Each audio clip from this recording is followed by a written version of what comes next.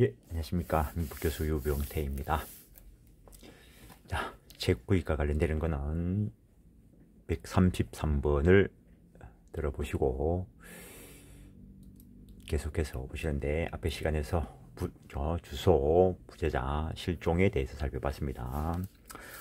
우리가 사건 25지에서 말하는 어느 지역에 홍수가 나서 지난밤 실종자가 몇 명 했을 때 그 실종자라는 말하고 실종 선고받은 실종자하고는 전혀 다른 말이죠. 항상 이야기하지만 똑같은 말을 써놓고 다르게 본다. 민법교과서 볼 때는 민법교과서에서 다루는 용어대로 봐야 되는 거죠. 자, 이제 법인에 대해서 보실 건데, 자연인에 대해서 봤고 법인에 대해서 볼 것인데, 이 법인 관련 해가지고 도표 하나 그려놓고 쭉 해놨는데, 이게 옛날에는 간혹 객관식 시험에서 한 지문과 관련되는 것으로 나왔는데, 요즘도 모르죠. 내려가면 되는 거죠, 근데 합격하고 나면은 실무 볼 때 중요합니다. 조문 한번 보시라 이러고, 법인과 관련된 거는 이게 다죠. 이거 교과서 보면은 많이 써놨는데 이 도의 안에는 이 내용이 답니다.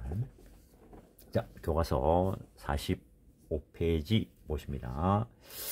법인이란 자연인 이외의 권리주체로 법률에 의하여 권리 능력이 부여된 법적 주체를 말한다.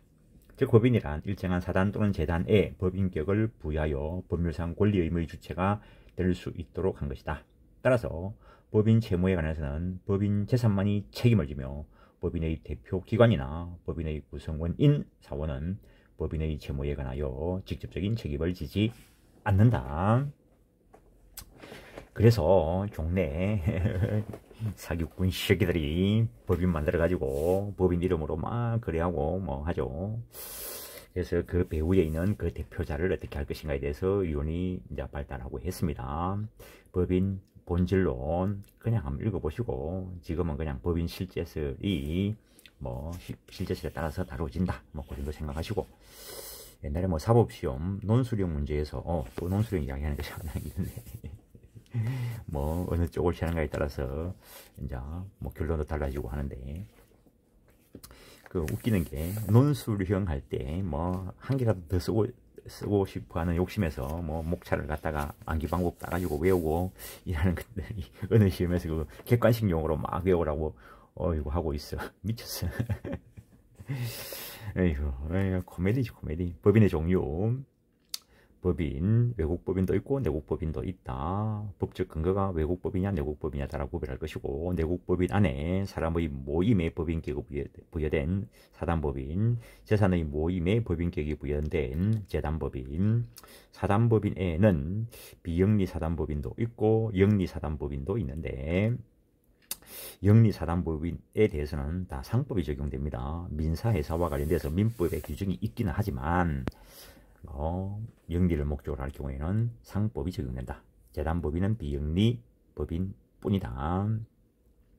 공법인, 사법인, 공법, 사법 구별하는 거하고 똑같은 이야기입니다.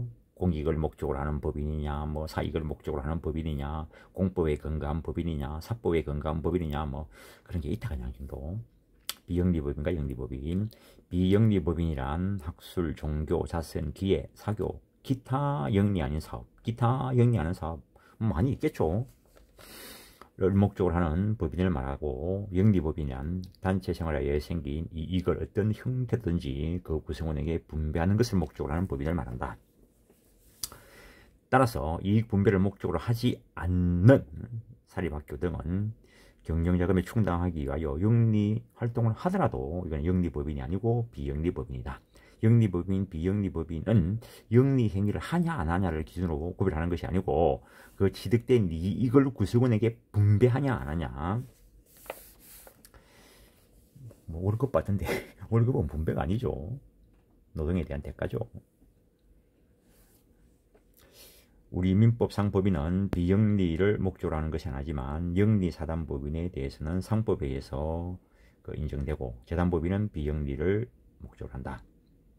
상업 이외에 업, 농업, 강업 등을 목적으로 하는 영리법인을 민사회사라고 하는데, 민사회사에 대해서 뭐 민법에 조문이 있긴 합니다. 그러나 전부 다 그 상법이 적용된다는 거.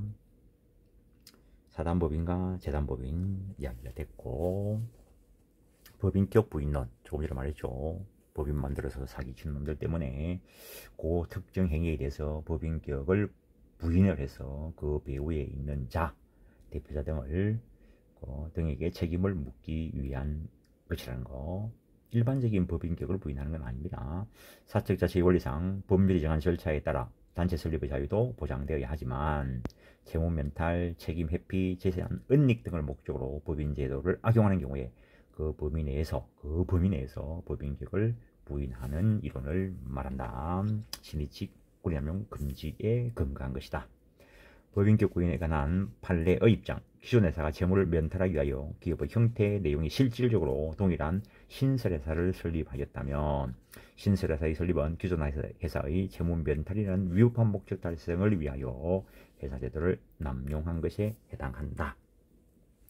이러한 경우에 기존 회사의 채권자에 대하여 위 두 회사가 별개의 법인격을 갖고 있음을 주장하는 것은 신의칙에 반하여 허용될 수 없다. 따라서 기존 회사의 채권자는 위 두 회사 어느 쪽에 대해서도 채무이행을 청구할 수 있다.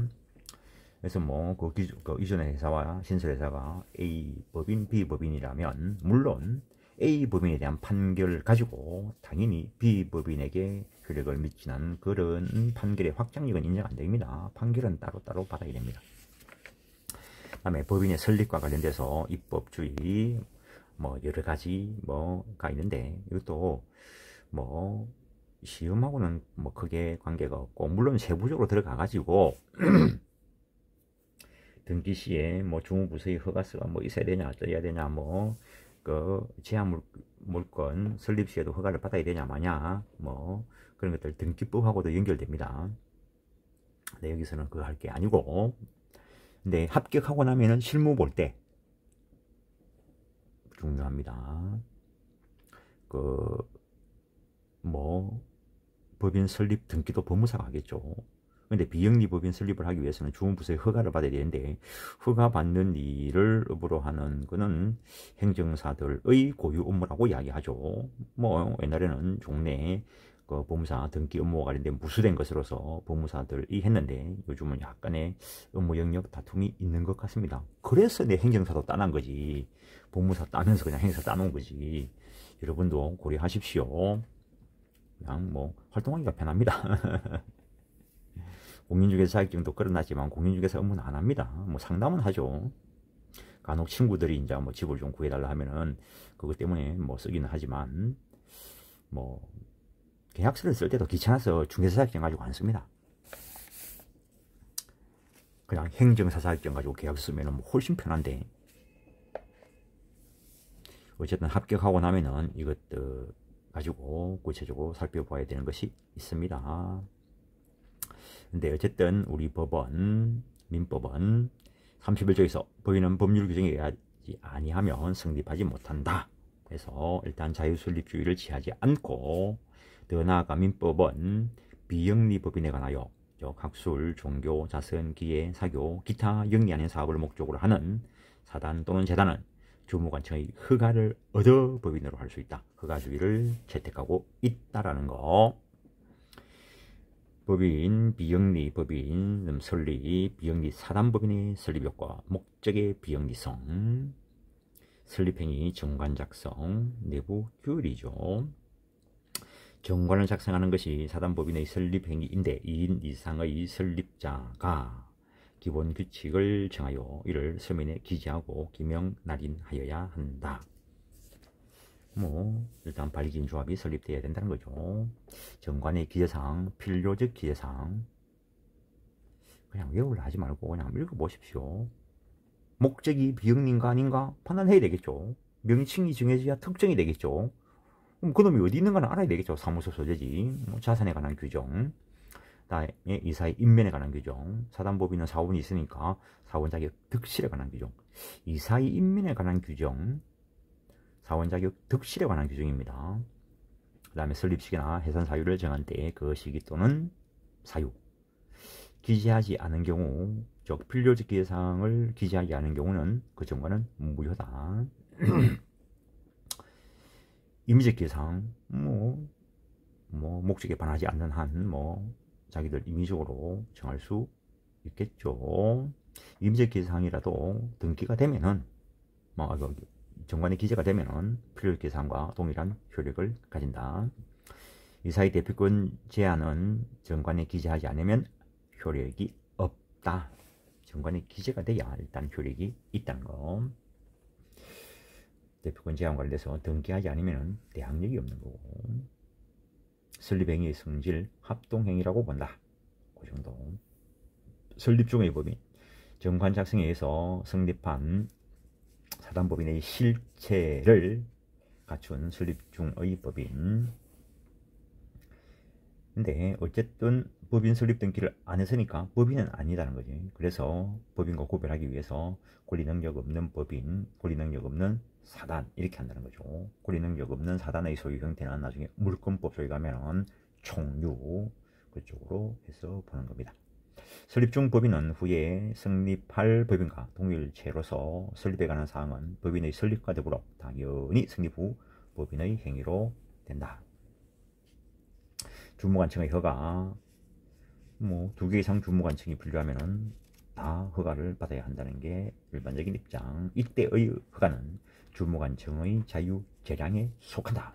따라서 이 불허가 처분에 대해서는 행정소송으로 다툴 수 없다.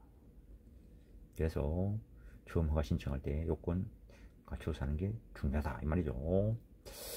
설립 등기를 하여야 법인으로 성립한다. 그래서 법인과 관련된 등기 중에서 설립 등기만 법인과 관련된 등기라 했습니다. 법인과 관련해서 설립 등기만 성립 요건인 등기이고, 나머지 법인과 관련된 등기는 전부 대항 요건인 등기다는 것. 비영리 재단법인의 설립 요건, 당연히 목적의 비영리성, 설립행위, 이때는 재산의 출연이 있어야 되는데, 이 재산 출연과 관련돼서 비영리 재단법인의 설립행위는 상대방 없는 단독행위로 본다는 것. 여러 명이 하면 단독행위의 경합이라고 보겠죠. 정관의 기재사항, 필요적 기재사항. 사단법인하고 다른 게, 사단법인은 사원이 있지만 재단법인은 사원이 없습니다. 그래서 사원에 관한 것은 재단법인 정관 필요적 기재사항이 아니라는 거. 재단의 정관 보충, 사단법인은 자율적 법인이라 하고 그 구성원들끼리 하는 것으로서, 재단법인은 재산 출연자가 있고 별도의 법인이 설립되는 것으로서 타율법인이다 이렇게 이야기합니다. 그래서 설립자가 정관의 작성을 완료하지 못하고 사망한 때에는 법인 설립이 불가능하게 되는데, 그렇게 되면 오히려 출연자의 의도에 반할 수도 있게 하기 때문에 민법은 설립자가 가장 중요한 목적과 자산만을 정하고 그 밖의 필요한 사항을 정하지 않고 사망한 때에는 이해관계인 또는 검사의 청구로 법원이 나머지 사항을 정하여 정관을 보충하여 법인이 설립할 수 있도록 규정하고 있다. 즉, 재단법인의 설립자가 그 명칭, 사무소 소재 또는 이사 임면의 방법을 정하지 아니하고 사망한 때에는 이해관계인 또는 검사의 청구에 의해서 법원이 이를 정한다는 것. 재산 출연행위, 출연행위, 출제행위 동의 어렵습니다. 자기 재산을 감소시키면서 타인의 재산을 증가시키는 행위를 출연행위 또는 출제행위라는데, 이때 출연하는 재산의 종류는 불문한다. 부동산일 수도 있고 금전일 수도 있고 자동차일 수도 있겠죠. 방식, 출연행위는 무상행위로 정려나 유정과 유사한 성질을 가지므로 생전행위로 재단법인을 설립하는 경우에는 정려에 관한 규정이, 유언으로 재단법인을 설립하는 때는 유정에 관한 규정을 준용한다라는 것. 그래서 출연재산의 기속시기가 문제가 되는데, 생전으로 재단법인을 설립하는 경우에는 출연재산은 법인이 성립한 때 법인의 재산으로 된다. 유언으로 재단법인을 설립하는 때는 출연재산은 유언의 효력이 발생한 때, 즉 유언자가 사망한 때 법인에게 기속한 것으로 본다. 48조가 그렇게 정하고 있다라는 거죠. 그래서 부동산 물건일 경우에 문제가 되는데, 부동산 물건을 출연해서 재단법인을 설립하고자 할 때, 그 생전으로 설립할 때만 놓고 봅시다. 보면은 법조문에 법인이 성립한 때 법인의 재산이 된다. 48조는 그렇게 정하고 있는데, 부동산 출연 행위, 일단은 법률행위라는 거죠. 그러면 물권법 186조에 가면은 법률행위에 의한 부동산 물권 변동은 등기하여야 효력이 발생한다. 이렇게 되어 있습니다. 근데 187조에서 상속, 판결, 경매, 기타 법률 규정에 의한 부동산 물권 변동은 등기 없이 효력이 발생한다. 단 처분하기 위해서는 등기해야 된다. 이렇게 되어 있다는 거죠. 그러면 이때의 출연, 재단법인 설립을 위한 이때의 출연, 이걸 부동산과 관련돼서 186조가 적용될 것인가 187조가 적용될 것인가에 대해서 논의가 있습니다. 그 책에 보면은 간단하게 그려놨습니다. 근데 판례는 출연자와 법인 자기들끼리는 이전 등기 안 해도, 부동산 이전 등기 안 해도 법인 설립 시에 법인에게 기속된다라고 하고, 제3자에 대해서는 공시 방법을 갖춰야 대항할 수 있다라고 한다는 것. 그 정도 하시고, 공부가 되신 분은 이 정도 하면 이해가 돼야 되는 거고, 이해가 안 되시는 분은 뒤에 물권법, 채권법 다 보고 와가지고 고민을 해보시는 거고, 허가받고 설립 등기해야 법인이 된다는 것. 법인이 됐을 때 능력, 권리 능력, 법인은 법률의 규정에조차 정관으로 정한 목적 범위 내에서 권리 능력을 가진다라고 정하고 있는데, 어떤 이러한 권리 능력이 제한될 수 있다. 법률 규정에 따라 법률에 의해서 제한될 수 있다는 거죠. 예컨대 청산법인, 청산 목적 범위 내에서 권리 의무가 있고, 상법적에 가는 회사는 다른 회사의 무한 책임 사원이 되지 못한다. 이런 법률 규정에 의해서 제한될 수 있다라는 거. 그 다음에 학교법인 하나 소개해놨고, 그 다음에 정관에 정한 목적에 의한 제한을 받는다는 거. 당연한 이야기고, 성질에 의한 제한, 법인이 자연인처럼 혼인할 수 있는 주체가 되는 건 아니겠죠. 성질에 의해서 제한되는 것은 당연한 이야기고, 법조문이 없어도. 그 다음에 법인의 행위 능력, 거기도 이론에 따라서 의제설, 실제설에 따라서 논의가 있는데, 실제설에 따라서 법인은 독자적으로 행위하며, 따라서 대표기관의 행위는 법인 자체의 행위가 된다라고 본다는 것. 행위 담당자, 법인 행위는 이사 등 대표기관이 담당한다라는 거. 대리와 밀접한 관계가 있고, 그래서 일정한 경우에 대리에 관한 기준 준용한다는 거. 행위 능력의 범위, 법인의 경우에는 권리 능력 범위 내에서 행위 능력을 가진다라는 거. 따라서 법인의 대표기관이 그 권리 능력 범위 내에서 대표기관 자격으로, 개인 자격이 아니고, 법인의 대표기관은 대표기관으로서의 지위도 있고, 자기 자신 개인의 지위도 있죠. 대통령도 대한민국 대표자로서 대통령의 지위도 있고, 자기 개인으로서의 지위도 있죠. 그래서 대표기관 자격으로 한 행위는 법인 자신의 행위가 된다. 따라서 법인의 경우에는 행위 능력의 범위와 권리 능력의 범위가 일치하게 될 것이라는 것. 이를 벗어난 행위는 대표기관으로서의 행위가 아니고 그냥 개인으로서의 행위죠. 그래서 간혹 국회의원이 출장을 가, 국회의원 지위로서 어떤 출장을 갈 경우에는 국가로부터 세비에 의해서 보충되는 그런 걸 이용하면 되지만, 개인 자격으로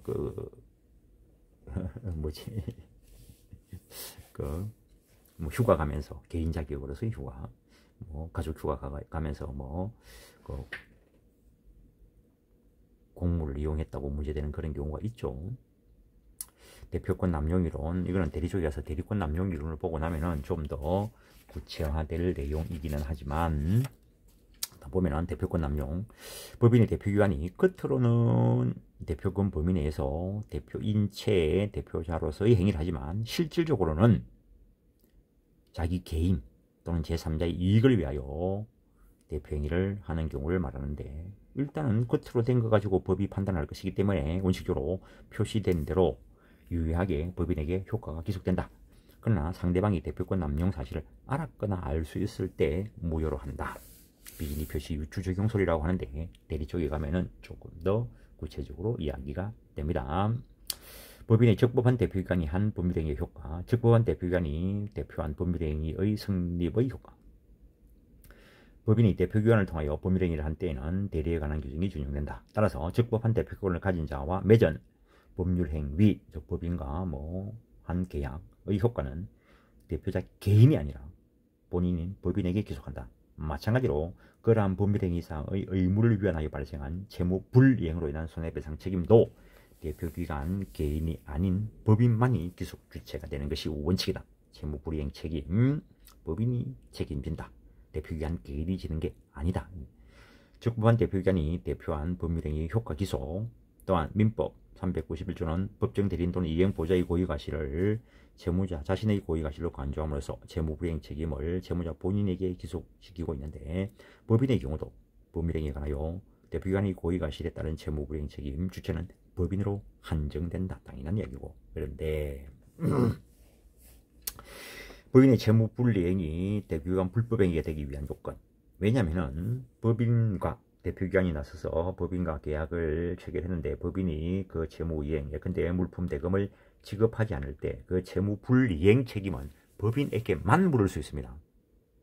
그래서 사기치는 놈들이 법인 만들어 놓고 법인하고 거래해 놓고 공급받아 놓고 대금을 안 주는 거지. 그럼 채무불이행 책임은 법인만 진다는 거지. 그래서 채무면탈 등을 목적으로 할 경우에 법인격 부인론에 따라서 대표자 개인 또는 신설법인에게 효과가 미칠 수 있도록 하는 이론이 나왔지만, 대부분 그런 법인은 깡통이라는 얘기예요. 깡통. 법인 자산이 없다는 거죠.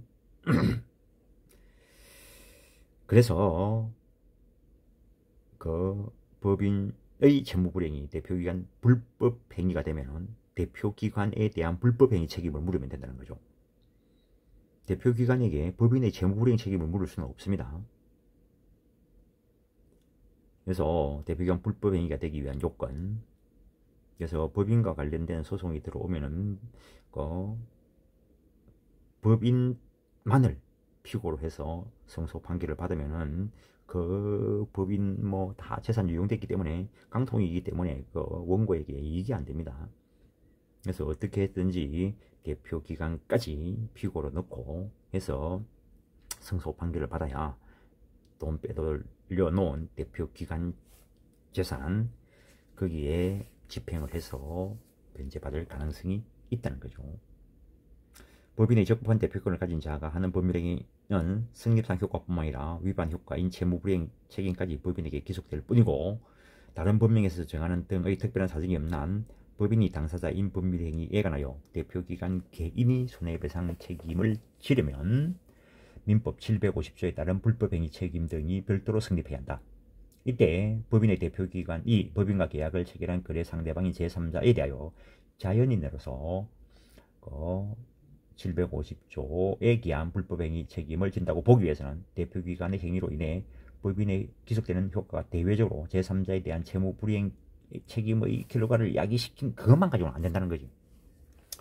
법인의 내부 행위를 벗어나 제3자에 대한 관계에서 사회상규에 반한 위법한 행위라고 인정될 수 있는 정도에 이르러야 한다. 그래서 내가 소송 제기한 것 중에서 피고 1을 법인으로 하고 그 대표자 개인을 대상으로 해서 피고 1을 해서 승소 판결을 올려놓은 게 알만한 사람이 보면 안다는 거죠. 쉽게 인정하지는 않습니다. 그와 같은 행위에 해당하는지는 대표기관이 의사결정 및 그에 따른 행위에 이르게 된 경위, 의사결정의 내용과 절차 과정, 침해되는 권리의 내용, 침해 행위의 태양, 대표기관의 고의 내지 해이, 도덕적 해이의 유무 등을 종합적으로 평가하여 개별적 구체적으로 판단해야 된다. 그래서 경우에 따라서 들어가 보면은 그 개인이 책임지게 되어서 법인과 그 대표자 개인 이게 부진적 연대 채무를 지게 되는 경우도 있고, 이게 사회상규에 반하는 정도가 아니다고 판단되면은 법원이 그 개인 책임은 인정 안 하겠죠. 법인의 불법행위 능력, 법인의 불법행위 능력의 문제는 대표기관이 타인에게 불법행위를 한 경우 법인이 어떤 근거에서 손해배상 책임을 지는가의 문제인데, 의제설, 실제설, 뭐 35조 의제설에 따르면 특별 규정이고 실제설에 따르면 당연한 규정이고 뭐 그런 거 한번 보는 거고, 일단 뭐 민법 35조 법인의 불법 행위 책임에 대해서 근거 규정이 된다는 거. 대표자 아닌 자의 불법 행위에 의해서 손해를 입은 경우에는 법인은 사용자 책임을 질 수는 있다. 법인의 불법행위 요건, 이사, 기타 대표기관의 불법행위가 있을 것. 이때 법인의 대표기관의 이사, 직무대행자, 임시이사, 특별대리인, 청산인 이런 사람들인데, 민법 35조 1항에서 정한 법인의 대표자에는 당의 법인을 실질적으로 운영하면서 법인을 사실상 대표하여 법인 사무를 집행하는 사람도 포함된다. 이제 밝혀내는 것은 이제 입증 책임의 문제이고, 그러나 대표권 없는 이사, 뭐 대표자 아닌 뭐 지배인, 사원총회, 감사이사 이런 사람들은 대표기관이 아니니까 그자의 행위로 법인의 불법행위가 성립되지는 않는다. 단 법인이 사용자 책임을 지는 수는 있다. 그런 것이고 그 정도 하시고, 54페이지 2번 대표자가 그 직무에 관하여 불법행위를 한 것이어야 한다. 이때 직무에 관해서의 의미는 행위의 외형상 기관의 직무 수행으로 볼 수 있는 행위는 물론이고 그 자체로는 본래 직무 수행에 속하지 않으나 직무 행위와 사회관념상 상당한 결연성, 밀접한 관련성이 있는 행위는 포함된다라는 외형 이론에 따라서 객관적 추상적으로 판단한다. 강행법규에 위반한 행위나 대표권 남용에 의한 행위, 법령에 위반하거나 대표권 남용을 상대방이 알았거나 알 수 있을 경우에 무효로 되어 상대방은 법인에 대하여 계약의 이행을 충고하여서 손해를 입은 경우, 이때 법인의 불법행위 책임이 인정된다. 따라서 답은 판례는 법인의 대표기관이 대표권 남용한 경우, 대표권 남용에도 원칙적으로 유효하다 했죠. 그래서 이 경우에는 대표권 남용에서 무효인 경우, 나분과 연결해서 판례는 법인의 대표기관이 대표권 남용하여 무효인 경우, 그때는 불법행위 책임을 진다. 그러나 예외적으로 법인 대표자의 행위가 직무에 관한 행위에 해당하지 않음을 피해자 자신이 알았거나 중대한 과실로 알지 못한 경우에는 법인에게 손해배상 책임을 물을 수 없다. 그 다음에 뭐 대표기관 개인도 일반 불법행위 요건을 갖춰야 된다. 불법행위의 효과, 위와 같은 요건이 구비되어 법인의 불법행위가 성립되면 법인은 불법행위에 따른 손해배상 책임을 진다. 이것은 법인 자신의 불법행위 책임이다. 그리고 불법행위를 한 당의 기관도 개인 자격으로 불법행위 책임을 지는데 양자는 부진정 연대 채무관계다. 법인의 불법행위가 성립하지 않은 경우 행위자가 개인적으로 책임을 질 것이고, 그때 가담자가 여러 명이라면 그들은 진정연대 책임을 진다는 것. 사용자 책임과의 관계, 대표기관 이외의 이자가 사무집행과 관련하여 타인에게 손을 깊인 때에는 법인은 사용자 책임을 진다. 혹시 사용자 책임 지금 고민하지 마십시오. 나중에 채권법 강론 가서 법정 채권과 관련돼서 불법행위 쪽에 가서 볼 겁니다. 적용범위, 법인의 불법행위에 관한 35조 1항은 모든 사단법인에 적용 내지 유추 적용된다. 그 다음에 뭐 권리 능력 없는 사단에 대해서도 유추 적용될 것이고, 그 다음에 법인의 기관, 법인 자체가 어떤 행위를 하는 것은 아니고 뭐 자인을 통해서 행위할 수밖에 없는데, 이때 자인을 법인의 기관이라 하고 필수기관으로서 사원총회, 이사가 있고 임의 기관으로서 감사가 있다. 이사는 사단법인이나 재단법인의 모두 상설 필수기관이고 이사는 성질상 자연인만 될 수 있다. 이사회, 뭐 이사가 여러 명 있으면 이사회를 둘 수 있는데 민법상으로는 임의기관이다. 그 정도 하고 이사회 소집과 관련되는 거는 한번 읽어보시고, 직무대행자, 당사자는 이사의 선임 결정의 무효나 직무 집행에 부적당하여 이사의 직무를 정지하거나 직무대행자를 선임하는 가처분 신청할 수 있고 법은 이에 대해서 가처분 명령할 수 있다. 납은 이러한 직무집행 정지 가처분은 이사의 직무 전체의 집행을 정지하는 것이고 개개의 행위 집행을 정지하는 것은 아니다. 직무집행 정지 가처분 신청도 해봤습니다. 뭐 이것도 법무사 업무가 된다는 거죠. 특히 뭐 가압류, 가처분 이런 것들은 뭐 그 채권자가 뭐 필수적으로 법원에 출석하는 것은 아니니까 이거는 뭐 서류만 가지고 하는 거니까 법무사에 딱 합당한 직무라고 볼 수 있죠. 직무 그 정도. 직무대행자는 이사의 직무를 대행할 수 있는 임시지위에 불과하므로 가처분 명령에 다른 정함이 없는 한 법원의 허가 없이 통상사무에 속하지 아니한 행위는 하지 못한다. 다만 직무대행자가 이에 위반한 행위를 한 경우에도 법원은 선의 제3자에 대해서 책임을 진다. 이사의 임면 정관의 필요적 제상이다. 해임, 퇴임, 이사를 사임하는 행위는 상대방이 있는 단독행위다. 이사가 법인에 대해서 사임 의사 표시를 하는 것은 상대방이 있는 단독행위다. 따라서 도달돼야 효력이 발생한다. 도달돼서 효력이 발생 후에는 원칙적으로 마음대로 처리할 수 없다.